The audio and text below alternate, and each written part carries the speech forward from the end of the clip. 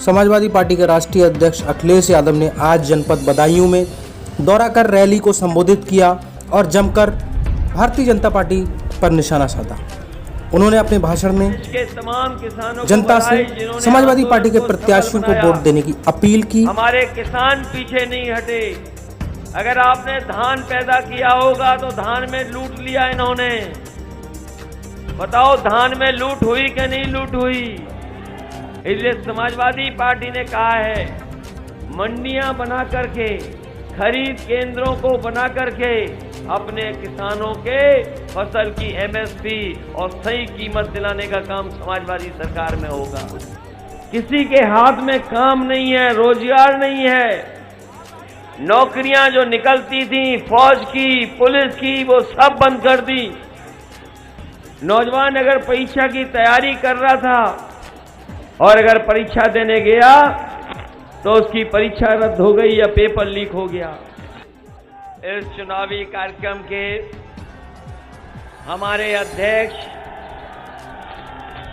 और हमारे मंच पर यहां पर उपस्थित कई बार के सांसद, पूर्व में रहे केंद्रीय मंत्री आदरणीय शरीफ शेरवानी जी, यहां के पूर्व में रहे सांसद धर्मेंद्र जी, मंच पर उपस्थित समाजवादी पार्टी के कई हमारे वरिष्ठ नेता ओमकार सिंह जी, यहां पर उपस्थित विधानसभा के अध्यक्ष नवाब सिंह यादव, समाजवादी पार्टी के जो हमारे प्रत्याशी हैं, गुन्नौर के प्रत्याशी पूर्व विधायक राम खिलाड़ी जी, बिसौली के हमारे समाजवादी पार्टी के प्रत्याशी आशुतोष मौर्य जी और यहां के नौजवान प्रत्याशी ब्रजेश यादव, मंच पर उपस्थित साल शेरवानी जी,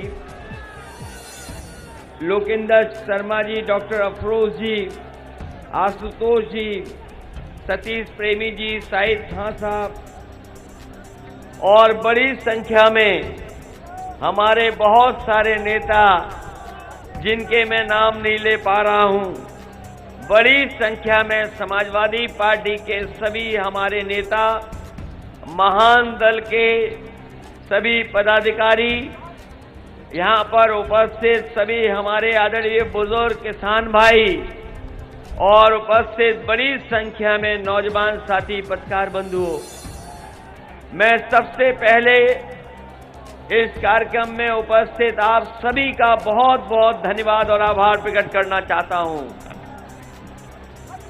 मैं देख रहा हूं पूरा मैदान जहां भरा हुआ हमें दिखाई दे रहा है, वहीं सरों पे जो लाल टोपी हमें दिखाई दे रही है,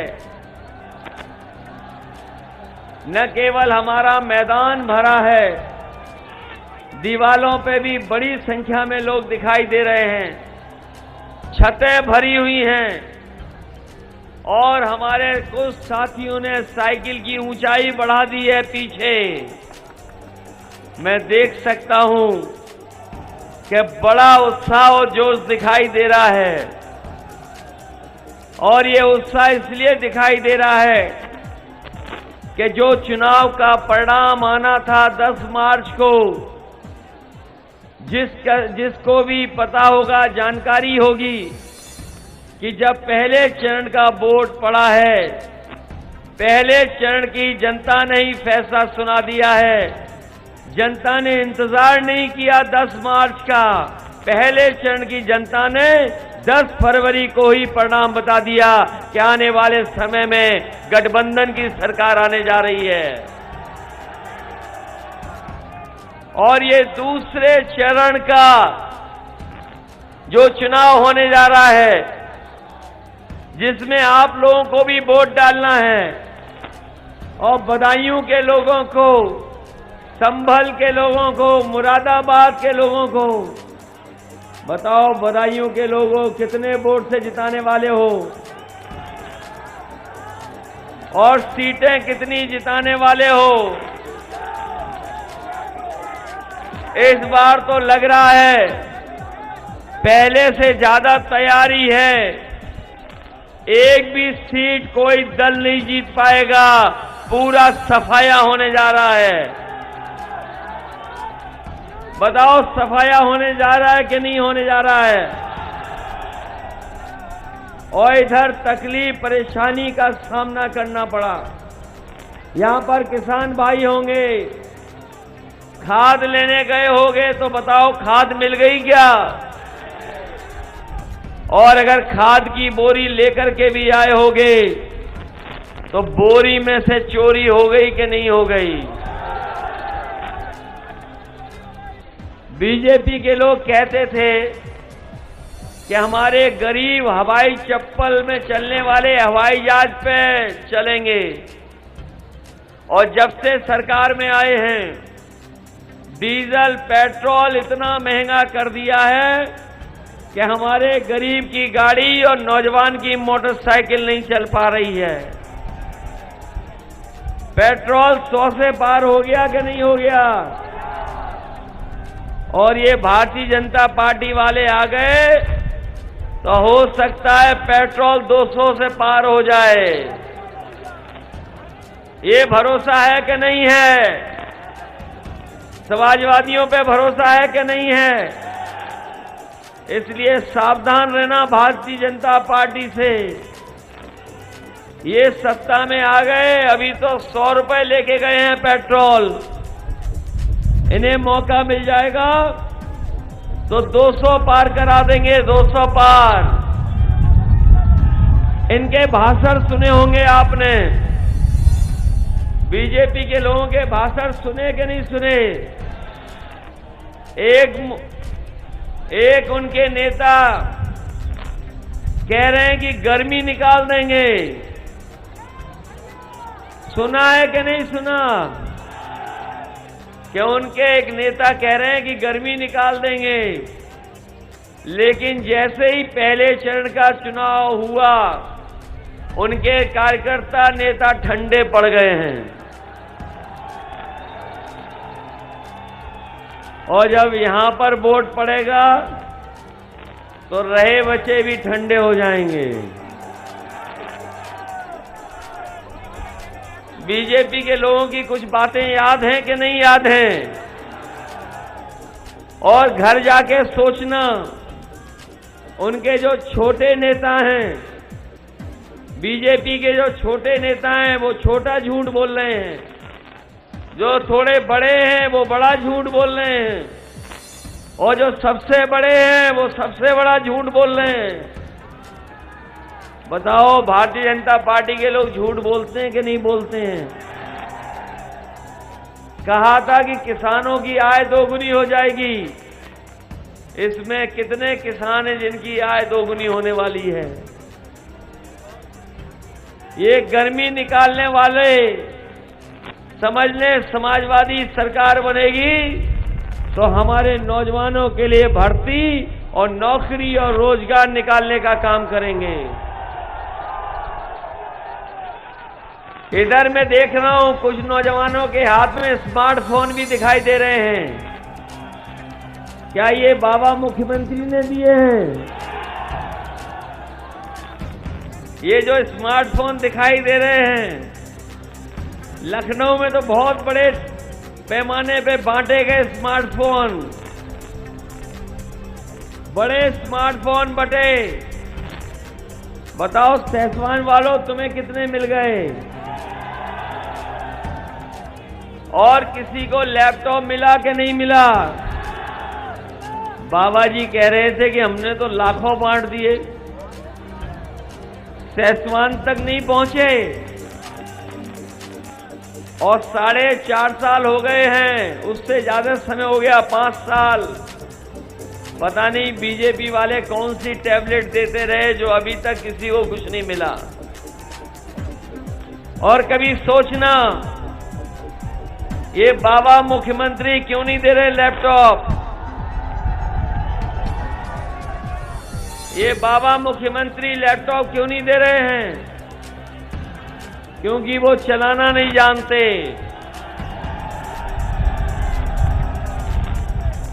क्यों? वो चलाना जानते हैं क्या?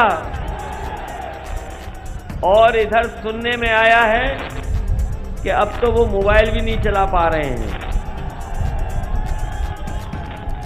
तो जो इस जमाने में चीजों को ना समझता हो तो वो बताओ हमारे प्रदेश को आगे कैसे ले जाएगा।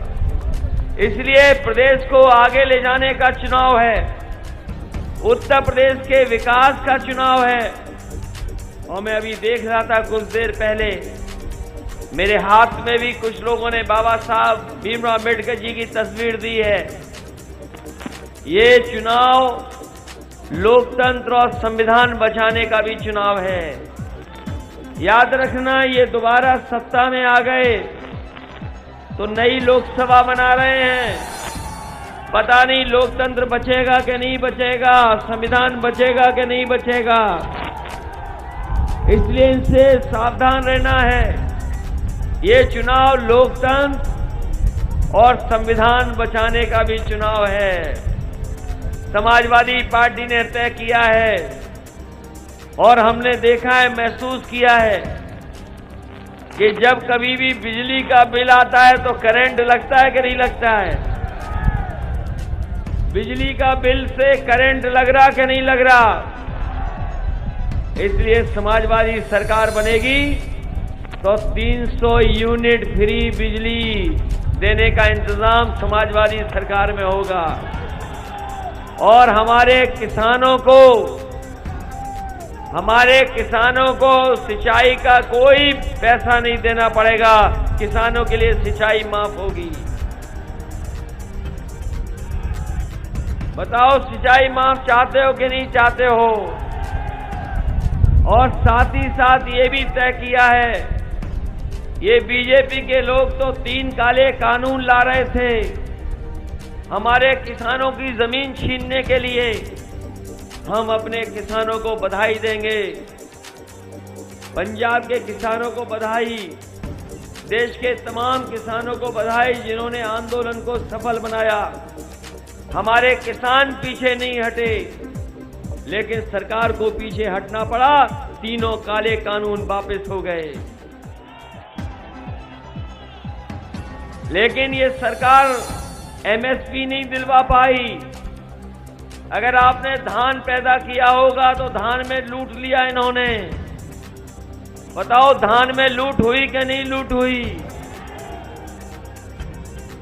जो सरकार खाद न दे पाए, डीएपी न दे पाए और धान की लूट न बचा पाए, फसल की पैदावार की कीमत न दे पाए, उस पर सरकार पे क्या भरोसा करोगे?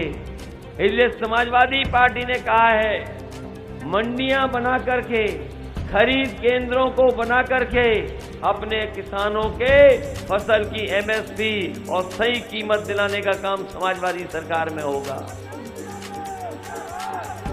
इसलिए साथियों, आज सवाल महंगाई का भी है, सवाल बेकारी और बेरोजगारी का भी है। मैं देख रहा हूं कितनी बड़ी संख्या में नौजवान हमें दिखाई दे रहे हैं। ये नौजवान ही नौजवान दिखाई दे रहे हैं। और हो सकता है इसलिए नौजवान दिखाई दे रहे हो कि आपका प्रत्याशी नौजवान है। इसलिए मैं आपसे कहना चाहता हूं, इतने बड़े पैमाने पे बेरोजगारी कभी नहीं आई। किसी के हाथ में काम नहीं है, रोजगार नहीं है। नौकरियां जो निकलती थी फौज की, पुलिस की, वो सब बंद कर दी।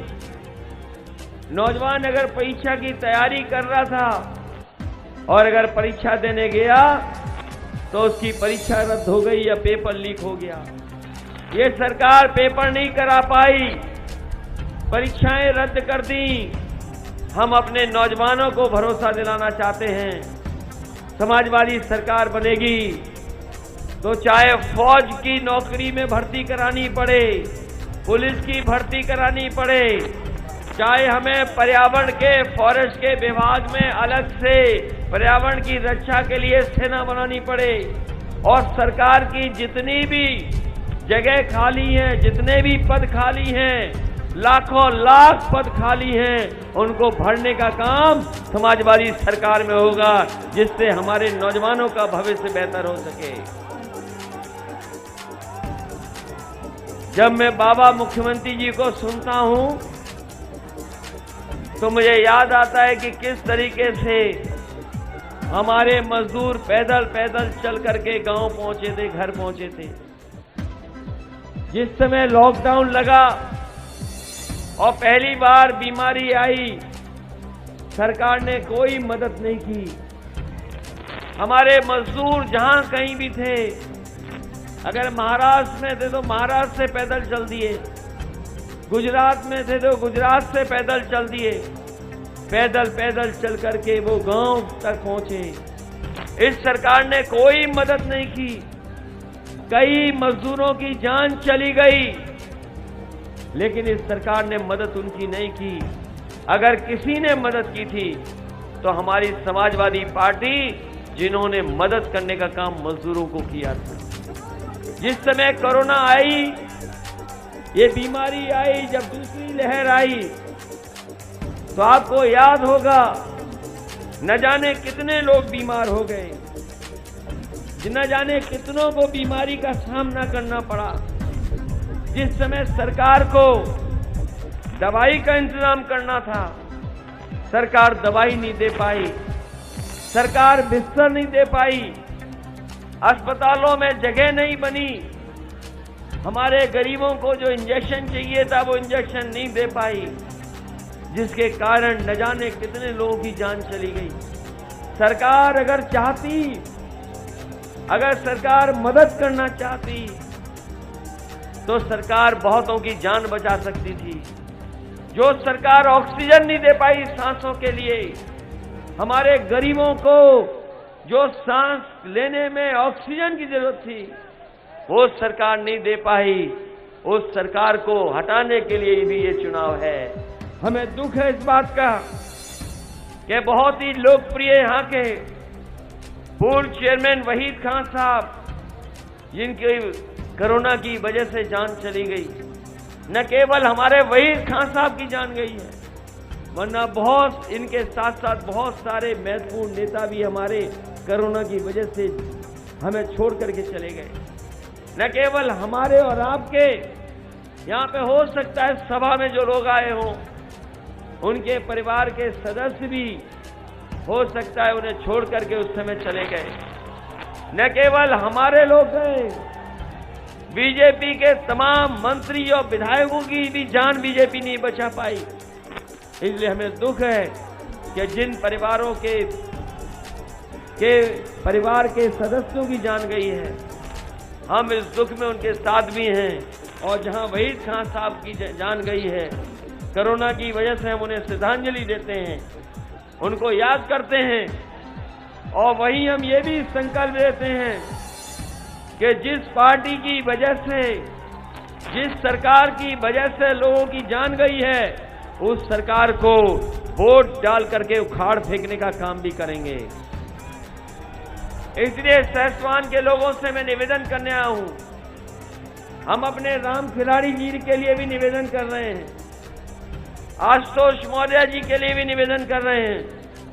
संबल दूर नहीं है, संबल नहीं पहुंच पाए, हालांकि संबल में ऐतिहासिक जीत होने जा रही है सभी प्रत्याशियों की। इसलिए हम आपके माध्यम से समाजवादी पार्टी के प्रत्याशियों के लिए जहां जहां मैं नहीं पहुंच पाया हूं, वहां सभी प्रत्याशियों को जिताने की मैं आपसे अपील करता हूं और आपके माध्यम से अपील करता हूं कि उनको भारी बहुमत से जिताएं। ये क्योंकि लोकसभा बदायूं है, ये लोकसभा बदायूं है। पिछली बार बाजी में हम लोग थोड़ा पीछे रह गए, बाजी नहीं मार पाए, कारण कोई भी रहा हो, लेकिन हम आपसे कहना चाहते बदायूं के लोगों से कि जब भी कभी विकास हुआ होगा, बदायूं को पीछे नहीं छूटा। वो विकास में जितने काम उस सरकार में हुए, उस सरकार में जो जो काम हुए, वो आज जनता आज भी याद करती है। बताओ, ये पुलिस की 100 नंबर वाली गाड़ी, 100 नंबर वाली गाड़ी समाजवादियों की देन है। एम्बुलेंस जो चल रही थी कोरोना में, वो भी समाजवादियों की देन है। समाजवादियों ने मेडिकल कॉलेज दिया, सड़कें बनाई, और अभी सुनने में आया है कि यहां से एक्सप्रेस वे भी निकल रहा है। लेकिन बदायूं को, लोगों को सीधे लखनऊ जाने का मौका नहीं मिल रहा है, इसलिए सीधा लखनऊ से जोड़ने के लिए अगर हमें एक्सप्रेस वे बनाना पड़ेगा तो फर्रुखाबाद हो करके सीधा सीधा आपको जोड़ने का काम एक्सप्रेस वे से करेंगे। क्योंकि समाजवादी पार्टी का मानना है, समाजवादियों का मानना है कि लखनऊ पहुंचने के लिए उत्तर प्रदेश के किसी कोने से 5 घंटे से ज्यादा नहीं लगे। अब जब इतने ही करीब आ गए हो तो बताओ लाखों वोट से जिताओगे कि नहीं जिताओगे? ये सहसवान विधानसभा ऐसी है जिसका हिसाब किताब लगा लो वोटों का तो लाखों से जीत सकते हो। बताओ इतने करीब आ गए हो, लाखों से जिताओगे कि नहीं जिताओगे? सहसवान विधानसभा में हो सकता है कोई ऐसा भी लड़ रहा हो जो सरकार नहीं बनाना चाहता है, सरकार बीजेपी की बन जाए, उसकी मदद के लिए खड़ा हो। क्या ऐसा भी है कि नहीं है? यहां पे कभी कभी कुछ दल ऐसे भी हैं जो समाजवादी पार्टी से लड़ रहे हैं। समाजवादी पार्टी बीजेपी को हटाना चाहती है, लेकिन कुछ दल हैं जो समाजवादी पार्टी को रोकना चाहते हैं। तो बताओ आप भारतीय जनता पार्टी को हटाना चाहते हो कि नहीं हटाना चाहते हो? और वो दल तो ऐसा है कि बाबा साहब भीमराव अम्बेडकर जी के रास्ते से भटक गया है। जिस रास्ते पे चल रहा था उस रास्ते से भटक गया है वो दल। बाबा साहब भीमराव अम्बेडकर जी का जो रास्ता था उस रास्ते पे नहीं है। इसीलिए उस दल के बहुत सारे लोग समाजवादी पार्टी में आ गए हैं। मैंने कई मौकों पर कहा कि अगर संविधान बचाना है तो हमें समाजवादियों को अम्बेडकरवादियों के साथ मिलकर के और अम्बेडकरवादियों का भी सहारा लेकर के हमें उत्तर प्रदेश में बदलाव लाना है। इसलिए आप सबसे अपील करता हुआ, नौजवानों आपसे विशेष निवेदन अपील करता हुआ कि अपने भविष्य का चुनाव ये समझना। बताओ अपने भविष्य को बचाने के लिए वोट साइकिल पे करोगे कि नहीं करोगे? लोकतंत्र को बचाने के लिए वोट साइकिल पे करोगे कि नहीं करोगे? और बदायूं, संभल, इस बार पीछे मत रहना। और हम गुन्नौर के लोगों से कहना चाहते हैं, राम खिलाड़ी जी को बहुत वोट दिया आपने। सुना है वहां बाबा मुख्यमंत्री आए थे, विकास के लिए कह के गए। अगर बाबा मुख्यमंत्री आए हैं तो वो विकास नहीं करेंगे, वो विनाश की तरफ लेकर के जाएंगे। समाजवादी लोग हैं जो विकास की तरफ उत्तर प्रदेश को लेकर के जाएंगे। इसलिए राम खिलाड़ी जी की भी मदद करना। जो गलती किसी से हुई हो, मैं आखिरी बात कहता हूं, अपनी बात खत्म करूंगा। कहीं किसी से कोई गलती हो गई हो तो इस बार साइकिल को मत भूलना। बताओ आप सब लोग सहयोग करोगे कि नहीं करोगे? ये चुनाव इन लोगों का जरूर है, लेकिन ये सरकार बनाने का भी चुनाव है। एक एक सीट महत्वपूर्ण है, एक एक को जीतना जरूरी है। अगर एक सीट भी कम हो गई तो भारतीय जनता पार्टी के लोग आपकी सरकार नहीं बनने देंगे। क्या आपने अभी जिला पंचायत का चुनाव नहीं देखा? कैसे लूट लिया जिला पंचायत का चुनाव। इतना भ्रष्टाचार कभी नहीं हुआ जितना खुले भ्रष्टाचार किया। अगर बहनें और माताएं भी वोट डालने गईं तो उनके भी कपड़े फाड़ लिए, कपड़े छीन लिए भारतीय जनता पार्टी के लोगों ने। ब्लॉक प्रमुख ही लूट ली, जिला पंचायत लूट ली। बताओ ये चुनाव को लूटने से बचाओगे कि नहीं बचाओगे? इसलिए जहां जो बात हो वो भूल करके केवल समाजवादी पार्टी की साइकिल चुनाव चिन्ह की मदद करना। हमने सब दलों को जोड़ा है, महान दल को जोड़ लिया, ओम प्रकाश राजभर जी को जोड़ लिया, अभी पहले क्षण में आपने देखा होगा जयंत चौधरी जी को जोड़ लिया।